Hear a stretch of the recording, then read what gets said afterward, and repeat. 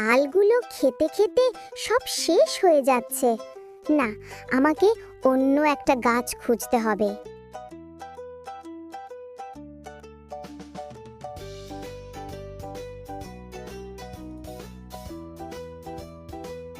ইমা, ওই তো একটা তাল গাছ, কিন্তু ওটা তো একটা বাড়ির পাশে।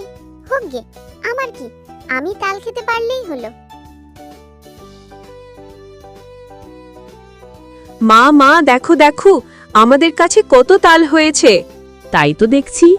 এবার কিন্তু আমাকে অনেকগুলো তালের বড়া খাওয়াতে হবে। কত কাল তুমি মোটে তালের বড়া খাওনি। তেল চালের যে দাম, তোর বাবাকে তো বলতে ভয় লাগে। তুই যখন বলছিস আমার জমানো টাকা দিয়ে তালের বড়া করে খাওয়াবো তোকে।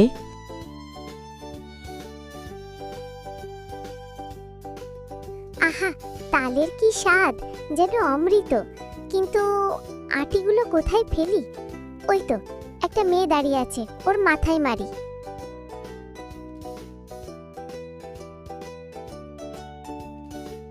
ও মা গো, বাবা গো, মরে গেলাম গো।